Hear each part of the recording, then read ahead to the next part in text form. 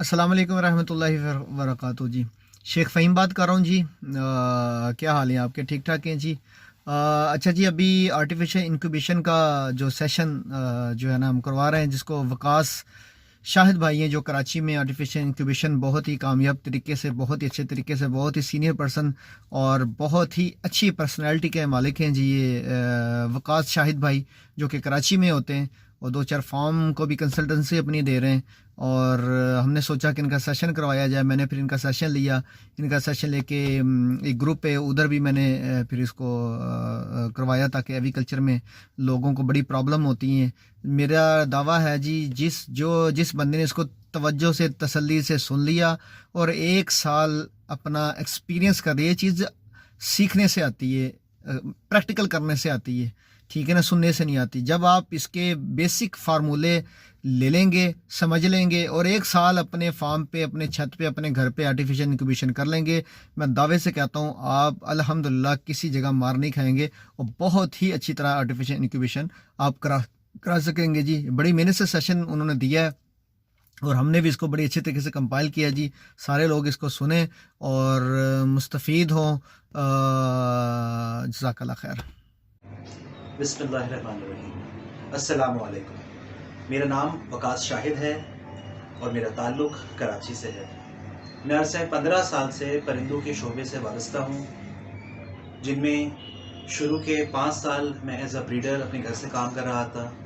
फिर आहिस्ता-आहिस्ता मेरा interest incubation की तरफ बढ़ा, हैंड रेयरिंग की तरफ बढ़ा और बाकी चीज़ों को मैंने समझना शुरू करा। पहले मैंने हैंड रेयरिंग की तरफ बच्चे पालना शुरू करे, बच्चे ख़रीदना शुरू करे, बेचना शुरू करे। उसमें मैंने काफ़ी हद तक काम किया। उसके बाद पिछले 5 सालों से मैं आर्टिफिशियल इंक्यूबेशन पे काम कर रहा हूँ और मुख्तलिफ फार्म पे कंसल्टेंसी भी दे रहा हूँ, आर्टिफिशियल इंक्यूबेशन के हवाले से भी और एज अ कंसल्टेंट भी। तो हम सब ने मिल के आपके लिए एक लेक्चर तैयार करा है, जिसका ताल्लुक आर्टिफिशियल इंक्यूबेशन और हैंड रेयरिंग से है। इसके अंदर हम बात करेंगे आर्टिफिशियल इंक्यूबेशन के हवाले से हमें किन मुश्किलात का सामना आता है और हैंड रेयरिंग के हवाले से। इसके अंदर हमने कोशिश यही करा है कि हर छोटे से छोटी वजह, हर छोटे से छोटी गलती को हम डिस्कस करें और जो प्रॉब्लम्स हमारे नए दोस्तों को सामने आते हैं वो उनको आगे वक्त में सामने ना आए। तो उम्मीद करता हूँ कि हमारी कोशिश आप लोग के लिए सूदमंद साबित होगी। इंशाअल्लाह अल्लाह बेहतर करेगा। बहुत शुक्रिया। अस्सलाम वालेकुम। पहला सवाल आर्टिफिशियल इंक्यूबेशन के हवाले से कि हमें आर्टिफिशियल इंक्यूबेशन में किन किन चीज़ों की ज़रूरत पड़ती है। तो इसका जवाब कुछ इस तरह से है कि हमें इंक्यूबेटर की ज़रूरत पड़ती है ताकि हम उसमें अंडे रख सकें। हमें टेम्परेचर मीटर की ज़रूरत पड़ती है। ये दो तरह के काम में आता है। एक तो ये कि सेकंड डिवाइस से हम हर वक्त चेक कर सकते हैं कि टेम्परेचर क्या चल रहा है, कि बाई चांस अगर इंक्यूबेटर को अगर टेम्परेचर गलत बता रहा है तो हमें एक सेकंड डिवाइस हमारे पास अवेलेबल होती है, हम चेक करते रहते हैं। दूसरा, हमें अपने इंक्यूबेटर को कैलिब्रेट करना पड़ता है। इस पर हम अभी आगे बात करेंगे कैलिब्रेट करने के तरीके पे। तो हम उसमें हमें ज़रूरत पड़ती है। इसी तरह हाइग्रोमीटर जो है वो हमें नमी बताता है। सेम रीज़न के नमी, इस टेम्परेचर और ह्यूमिडिटी दोनों चीज़ें इंक्यूबेटर बता रहा होता है, लेकिन हम हमेशा इन दोनों चीज़ों को एक सेकंड डिवाइस से चेक कर रहे होते हैं और हमेशा करना भी चाहिए कि आया कोई गलती ना हो हमारी इंक्यूबेशन के अंदर। इसके साथ साथ हमें वेइंग स्केल की ज़रूरत पड़ती है ताकि हम अंडे का वज़न ले सकें और इस पर भी हम आगे डिटेल में बात करेंगे। हमें अंडे का रोज़ वज़न करना होता है उसका वेट लॉस फार्मूला फॉलो करने के लिए, कि अंडे ने रोज़ाना अपना कितना वज़न कम किया है। इसके साथ एक मशीन आती है बडी के नाम से। बाज़-औक़ात ऐसा होता है कि अंडा निकलने वाला होता है और हम देखते हैं कि वो डेड एंड शेल हो गया। बाज़ औक़ात बच्चा ताकत लगा रहा होता है और वो ताकत लगाते-लगाते ही मर जाता है। अगर आपके पास इस वक़्त के ऊपर बडी हो तो आप उसके दिल की धड़कन उस मशीन के ज़रिए चेक कर सकते हैं और आपको पता होगा कि कौन-सा ऐसा वक़्त है कि जब आपको अंडा खोल लेना है अपने हाथ से। इसी तरह बाज़ औक़ात ऐसा भी होता है कि अंडा अभी इनकम्प्लीट होता है, क्रैक आया हुआ होता है और हमें ऐसा लग रहा होता है कि बस अगर अंडा नहीं खोला तो मर जाएगा, और हम अंडा खोल लेते हैं और बच्चा इनकम्प्लीट होता है और वो बच्चा ज़ाया हो जाता है। तो बड़ी वहाँ पर भी मदद करता है कि अगर उसके दिल की धड़कन ठीक होती है तो हम अंडा उस वक्त नहीं खोलते। ये वो प्राइमरी चीज़ें हैं जिसमें हमें इंक्यूबेशन के अंदर जिसकी ज़रूरत पड़ती है। इसके अलावा हमें एक कमरा चाहिए। अब इसमें भी थोड़ी डिटेल बात कुछ इस तरीके से है कि बेहतर तो ये है कि एक प्रॉपर कमरा हो जिसके अंदर जो आपका टेम्परेचर है वो बिल्कुल फिक्स हो। आप एसी लगाएं, उसको अच्छे से पैक करें और उसके अंदर यानी टेम्परेचर कमरे का चेंज नहीं होना चाहिए, एक स्टैंडर्ड टेम्परेचर रहना चाहिए। लेकिन ये ऐसा नहीं है कि अगर आपके पास कमरा नहीं है तो फिर आप इंक्यूबेशन कर ही नहीं सकते।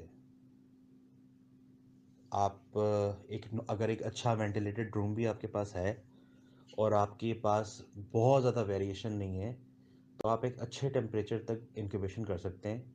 लेकिन हाँ, शदीद गर्मी में उस कमरे में मुश्किल आती है, क्योंकि जो हमारा इंक्यूबेशन का टेम्परेचर होता है, अगर वो टेम्परेचर और हमारा नेचुरल टेम्परेचर बराबर बराबर हो जाए तो कुछ मुश्किलात का सामना होता है। लेकिन मैंने अपने एक्सपीरियंस के अंदर उस मौसम में भी बगैर एसी के भी इंक्यूबेशन किए हैं, बच्चे निकले हैं, लेकिन वो आइडियली नहीं होता। अब हम बढ़ते हैं अपने दूसरे सवाल की तरफ। दूसरा सवाल, कौन सा इंक्यूबेटर मैं रिकमेंड करता हूँ और उसकी क्या वजह है? तो मैं अपना एक्सपीरियंस शेयर करता हूँ कि मैंने सबसे पहले चाइनीज़ इंक्यूबेटर यूज़ किया था अपने घर पे, आज से तकरीबन 5-6 साल पहले। और उसमें मेरे पास हैचिंग हुई। उसके बाद मेरा दूसरा एक्सपीरियंस बर्ड वेसेस के फार्म के ऊपर इनका के साथ हुआ। मैंने इनका यूज़ किया और उसके साथ भी अमेजिंग रिज़ल्ट रहा और अमेजिंग एक्सपीरियंस रहा मेरा। वो बहुत एक्यूरेट और बहुत यानी मज़ेदार किस्म का इंक्यूबेटर है, उसमें बहुत अच्छी हैचिंग रेट था। उसके बाद मैंने अपने घर के ऊपर नए इंक्यूबेटर्स ख़रीदे, उनमें मैंने चाइनीज़ के कुछ नए मॉडल्स ख़रीदे, आरकॉम ख़रीदा। तो मैंने ये 3 इंक्यूबेटर जिनमें आरकॉम, इनका और चाइनीज़ के मुख्तलिफ ब्रांड्स के यूज़ किए हैं। हैचिंग तो इन सब में होती है, ऐसा नहीं है कि हैचिंग नहीं होती। लेकिन अगर आप रिकमेंडेशन मेरी पूछें तो मैं चाइनीज़ को बिल्कुल रिकमेंड नहीं करता। चाइना के इंक्यूबेटर्स इतने भरोसे के काबिल नहीं होते, ख़राब भी हो जाते हैं। ज़ाहिर है वो चीप होते हैं बहुत, तो ख़राब हो जाते हैं, फिर उनके पार्ट्स का मिलना थोड़ा मुश्किल है। अ, उसके बाद अब मैं अपने घर में फ़िलहाल जो भी यूज़ कर रहा हूँ वो आरकॉम यूज़ कर रहा हूँ। मेरे पास आरकॉम 20 है, आरकॉम 10 है।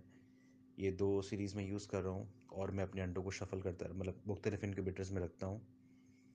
तो मैं फ़िलहाल ये यूज़ कर रहा हूँ। अच्छा, एक चीज़ मैं बताऊँ कि ये ज़रूरी नहीं है बिल्कुल भी कि अगर आपके पास कोई बहुत महंगा इंक्यूबेटर होगा तो वो बिल्कुल ठीक चलता रहेगा। ये बात सही है कि उसकी एक्यूरेसी अच्छी हो सकती है, लेकिन महंगे से महंगे इंक्यूबेटर को भी आपको कैलिब्रेट करना पड़ेगा एक सेकंड डिवाइस से, जिस पर मैं पहले भी बात कर रहा था। अगर आपको ह्यूमिडिटी की अगर आप बात करें तो आपको एक पैरेलल डिवाइस से हर वक्त चेक करना पड़ेगा ह्यूमिडिटी को और टेम्परेचर को भी, क्योंकि हमारे यहाँ पे लोगों के पास इतनी प्रॉपर नर्सरीज नहीं बनी हुई। नॉर्मली इंक्यूबेटर्स का जो एक कहते हैं एक रूल है, अक्सर किताबों में भी लिखा होता है कि जहाँ इंक्यूबेटर हो वहाँ का टेम्परेचर 28 होना चाहिए, 28 सेंटीग्रेड। तो हमारे पास इतनी सहूलत नहीं होती हर किसी के पास कि वो इतना मेंटेन और इतना एक्यूरेट टेम्परेचर दें। यही वो वजह है कि हमारे पास वेरिएशंस आती हैं। तो इस पर भी हम डिटेल के अंदर बात करेंगे। लेकिन मैं अगर आप मेरी रिकमेंडेशन सब पूछना चाहते हैं तो मैं यही रिकमेंड करूँगा कि आरकॉम मैं पसंद करता हूँ आजकल ज़्यादा, क्योंकि वो इकोनॉमिकल है, उसमें मेरे पास रिज़ल्ट बहुत अच्छा है, इजी टू यूज़ है और मेरे पास कोई प्रॉब्लम नहीं आया उसमें, किसी किस्म की मुझे कोई शिकायत नहीं हुई। जी, तीसरा सवाल कि हमें पहले दिन का अंडा उठाना चाहिए या हमें क्लच कंप्लीट होने का वेट करना चाहिए? तो हम दोनों चीज़ें कर सकते हैं। मैंने दोनों चीज़ें करी हैं, पहले दिन का अंडा भी उठाया है और हैच हुआ है अल्हम्दुलिल्लाह, और क्लच कंप्लीट होने के बाद भी अंडे उठाए हैं फर्टाइल, और वो भी अल्हम्दुलिल्लाह से हैच हुए हैं। अच्छा, ज़्यादा बेहतर तो यही है कि हम पहले दिन का अंडा उठाएं और हम उसका वेट लॉस फार्मूला पूरा फॉलो करें, प्रोसेस। इससे दो चीज़ें होंगी। एक तो ये कि जब आप रोज़ाना अंडे का वेट लेंगे और आप रोज़ाना एयर सेल देखते रहेंगे तो आपको आदत होना शुरू हो जाएगी एयरसेल देखने की। आ, अगर इसमें इतना कॉन्फिडेंट नहीं कोई फील करता तो वो स्टार्टिंग के अंदर फर्टाइल अंडे भी रख सकता है। मैंने जब शुरू के अंदर इंक्यूबेशन शुरू की थी तो मुझे वेट लॉस फार्मूला पता ही नहीं था कि ऐसा कुछ होता भी है कि नहीं। तो मैं फर्टाइल अंडे रख देता था और वो निकल आते थे। तो उससे मुझे ये आसानी ये हुई कि ज़ाहिर है एक तरफ कुदरत है जिसने अल्लाह ने इनके दिमाग में डाला है परिंदों के, वो कैसे हैच करते हैं तो मैं नहीं समझ सकता। लेकिन मैं यही करता था कि मैं फर्टाइल अंडा रख देता था, उसमें मेरे पास हैचिंग रेट बहुत अच्छा हो रहता था। यानी जितने मैं अंडे रखता था तकरीबन सब निकलते थे। फिर जैसे जैसे चीज़ों को हम सीखते रहे और चीज़ें समझ में आती गईं, तो जब उस वक्त ह्यूमिडिटी की वेरिएशन बहुत ज़्यादा होती है तो उस टाइम पर अंडे ख़राब हो जाते हैं, ठस जाते हैं अंडे, डेड एंड शेल हो जाता है, बच्चा निकल नहीं पाता, ऐसे बहुत सारे मसले होते हैं। जब डिफरेंट डिफरेंट स्पीशीज़ को हम इंक्यूबेट कराना शुरू करते हैं तो उसके लिए हमें पता ही नहीं होता हमें किसके साथ क्या ह्यूमिडिटी रखनी है। थोड़े टाइम के बाद उसकी आदत हो जाती है।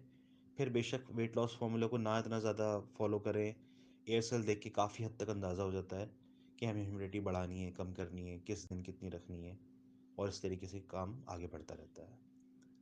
तो मेरा रिकमेंडेशन यही है कि अगर इंक्यूबेशन स्टार्ट कर रहे हैं डिफरेंट स्पीशीज़ की तो पहले दिन का अंडा उठाएं। एक बार आपको ह्यूमिडिटी सेट समझ में आ जाए तो फिर आप उठा के डायरेक्ट वैसे रख सकते हैं जैसे आप रखना चाहते हैं। चौथा सवाल, इंक्यूबेटर को कैलिब्रेट किस तरीके से करते हैं और अंडे रखने से कितने दिन पहले हम कैलिब्रेट कर लें। तो इसका जवाब कुछ इस तरह है कि मुख्तलिफ इंक्यूबेटर मुख्तलिफ तरीके से कैलिब्रेट होते हैं। इन सब का मैनुअल अलग अलग होता है, तो उसमें ऑप्शंस होते हैं, हम उसको कैलिब्रेट इजीली कर सकते हैं। लेकिन समझने की ज़रूरत है कि कैलिब्रेशन है क्या, क्योंकि हमारे कुछ साथी जो नए हैं जिनका पहले इंक्यूबेशन से इतना वास्ता नहीं पड़ा, वो अक्सर इस छोटी सी टर्म को लेके कंफ्यूज हो जाते हैं। अगर उसको आसान अल्फाज में समझाया जाए तो जैसे मैंने पिछले मैसेजेस में बोला कि एक सेकंड डिवाइस से चेक करना।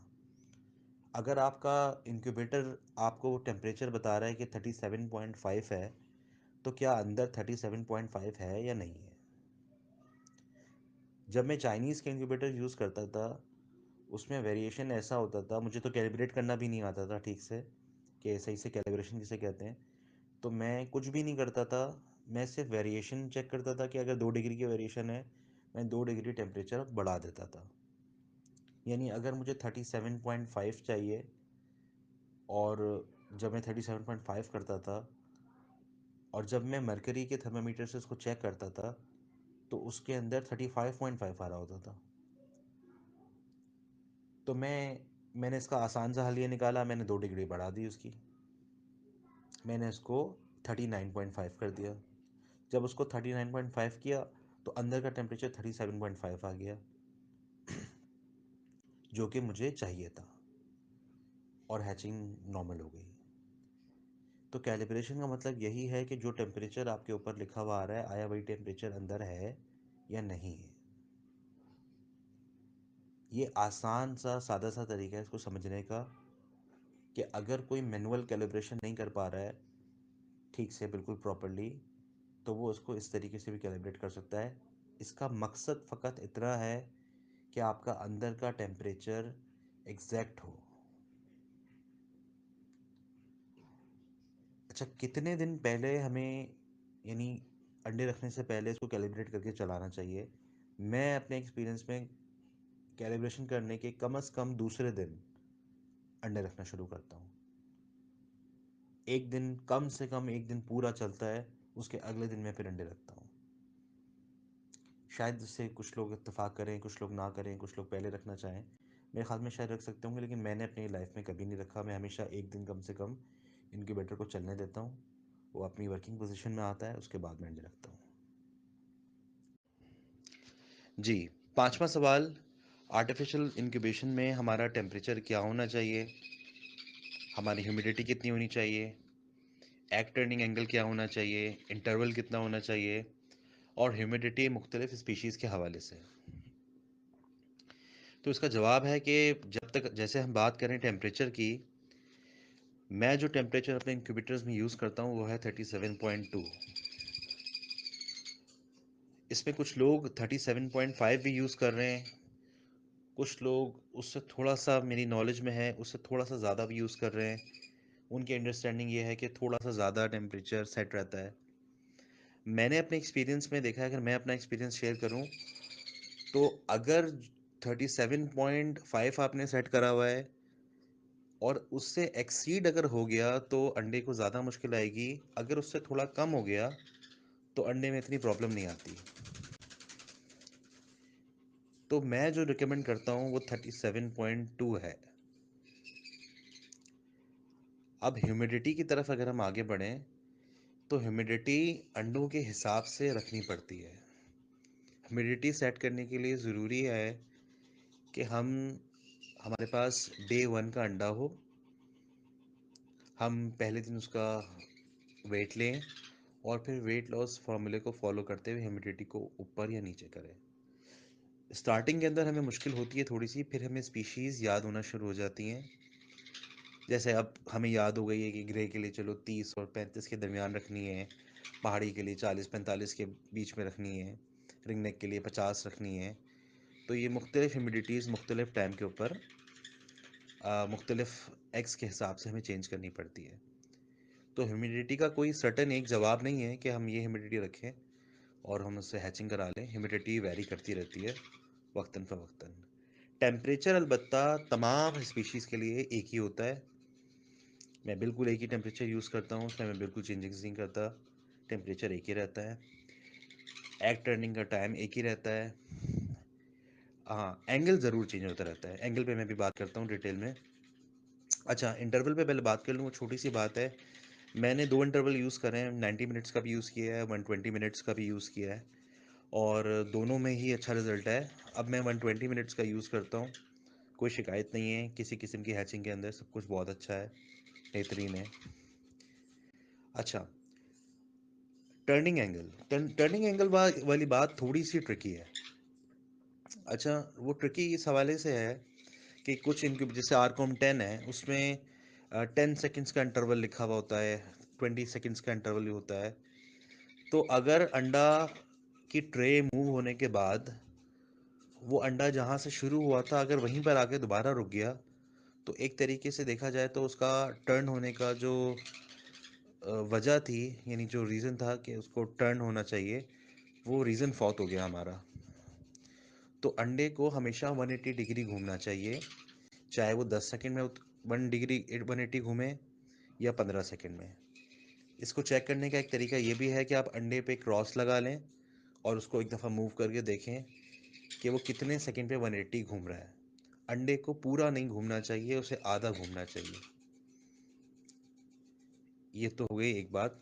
तो अंडा अगर छोटा है तो ज़ाहिर है उसको थोड़ा सा शायद ज़्यादा घूमना पड़े। अंडा बड़ा है तो शायद उसको थोड़ा कम घूमना पड़े। लेकिन समझना यही है कि अंडा जहाँ से चला है वो वहाँ पे आके दोबारा रुकना नहीं चाहिए, उसे 180 डिग्री घूमना चाहिए। अगर वो पूरा घूम गया तो हमारा मकसद बिल्कुल ज़ाया हो जाएगा। अच्छा, ये तो एक बात कंप्लीट हुई। अच्छा, इसी के हवाले से एक बात मैं और भी ऐड कर दूं यहाँ पे, कि हमने अभी बात करी कि हमारा टेम्परेचर ये होना चाहिए 37.2, ह्यूमिडिटी हमारी ये होनी चाहिए। इसके साथ साथ एक चीज़ बहुत ज़रूरी ये भी है कि हमारा रूम का टेम्परेचर क्या होना चाहिए जहाँ पे हमने इंक्यूबेटर रखा हुआ है। तो आइडियली तो यही है कि रूम का टेम्परेचर 28 सेंटीग्रेड हमारा हो। बेहतर यही है कि हम नर्सरी प्रॉपर बनाएं, उसमें एसी लगा हुआ हो और हमारा टेम्परेचर हर वक्त मैनेज हो रहा हो, यानी 28 सेंटीग्रेड के आसपास हो। अच्छा, अब कुछ लोग शायद इसको ये सोच के ऐसे दिल बर्दाश्ता ना हो जाएं कि अगर प्रॉपर कमरा नहीं है, एसी नहीं लगा हुआ, तो इंक्यूबेशन कर ही नहीं सकते। तो इसमें जो मेरा एक्सपीरियंस है, पहले एक वक्त था मेरे पास कमरा प्रॉपर नहीं था, एसी नहीं था, मैं इंक्यूबेशन तब भी करता था। लेकिन इसमें जो टेक्निक है वो यही है कि जो रिक्वायर्ड टेम्परेचर है और जो रिक्वायर्ड ह्यूमिडिटी है, ये दोनों चीज़ें आपके रूम में कम होनी चाहिए। आगे एक्सप्लेन करता करता चलूँ कि जैसे हमें 37.2 सेंटीग्रेड अगर चाहिए इंक्यूबेटर के अंदर और हमारा बाहर का टेम्परेचर 40 हो गया, 42 हो गया, 44 हो गया, तो ऑब्वियसली अंदर का टेम्परेचर भी ज़्यादा ही होगा। इसी तरह अगर हमारी को अंदर की ह्यूमिडिटी 45 चाहिए और हमारे रूम की ह्यूमिडिटी 75 है, तो किसी भी इंक्यूबेटर के लिए उसे मैनेज करना बहुत मुश्किल हो जाएगा। तो अगर हमारे को 50 ह्यूमिडिटी चाहिए, तो हमें रूम की ह्यूमिडिटी कम रखनी पड़ेगी। इसी तरह अगर हमें 37 टेम्परेचर चाहिए, 37.2 चाहिए, तो हमें रूम का टेम्परेचर उससे कम रखना पड़ेगा। 28 इज़ आइडियल, 30 भी ठीक है, 31 भी ठीक है, 32 भी चल जाएगा। लेकिन ये बात बहुत ज़रूरी है कि ये करीब ना आए इसके। अगर ये 37 के करीब आ गया तो ज़रा सी वेरिएशन प्रॉब्लम कर जाएगी। तो अक्सर लोग यहाँ पर ये वही एक छोटी सी मिस्टेक कर देते हैं, वो इंक्यूबेटर ले लेते हैं और उसे छोटी जगह पे रख देते हैं जहाँ पे हब्स होता है, गर्मी होती है, उनके पास रिजल्ट नहीं आता, तो फिर वो प्रॉब्लम आती है और अंडों में बहुत मुश्किल आती है। तो इस चीज़ को भी नज़र अपना जहन में रखें सब लोग कि आपका जो भी टेम्परेचर है वो रूम के हिसाब से मैनेज्ड हो। जज़ाकल्लाह। छठा सवाल, वेट लॉस को कैसे कैलकुलेट करते हैं ह्यूमिडिटी को मेंटेन करने के लिए?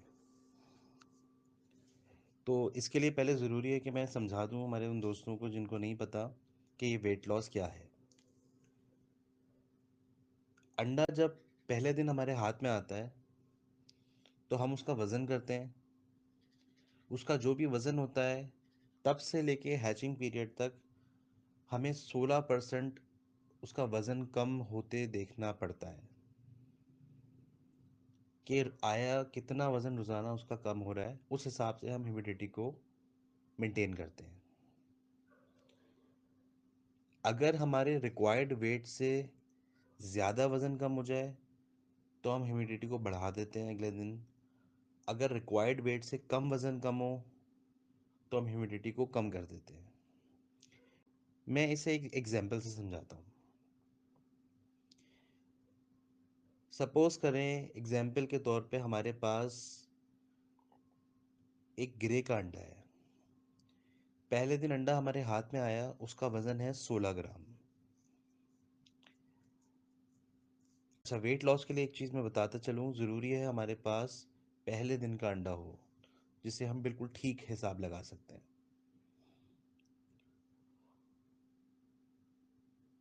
अब अगर पहले दिन का अंडे का वज़न 16 ग्राम है तो सबसे पहले हम 16 ग्राम का 16% निकालेंगे।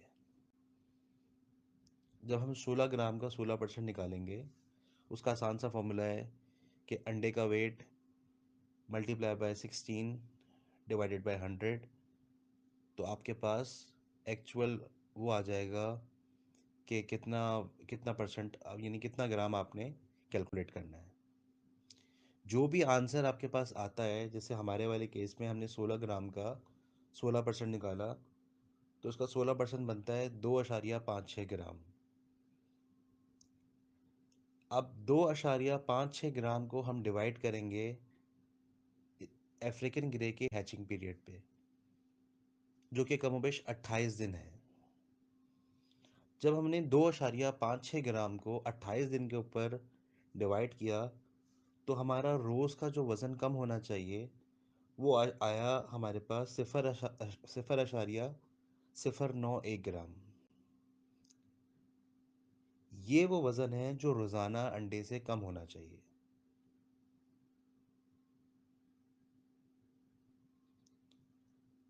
अगर इस रिक्वायर्ड वेट से हमारा ज़्यादा वज़न कम हो जाता है तो उस वक्त हमें ह्यूमिडिटी को थोड़ा बढ़ा देना चाहिए।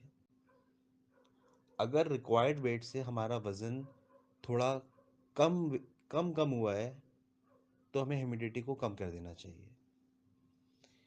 ऐसे करने से हम ह्यूमिडिटी को और वेट लॉस को मैनेज कर सकते हैं। एक बार मैं फिर बता दूं कि कहीं कन्फ्यूजन ना हो।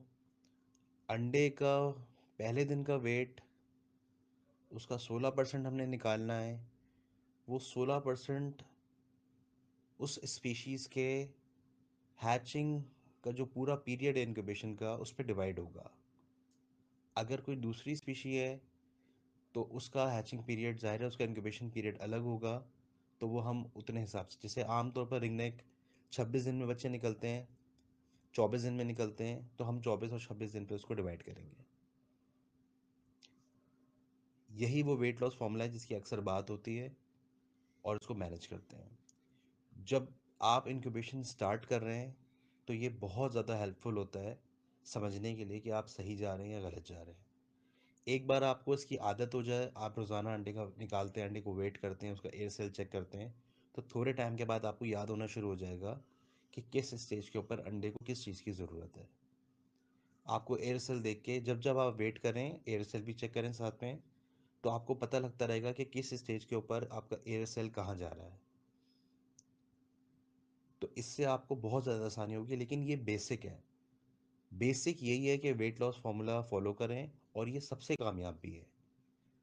हमारी वैसे दिमागी तौर पर देखने में कोई गलती हो सकती है, लेकिन ये कैलकुलेशन के अंदर गलती नहीं हो सकती।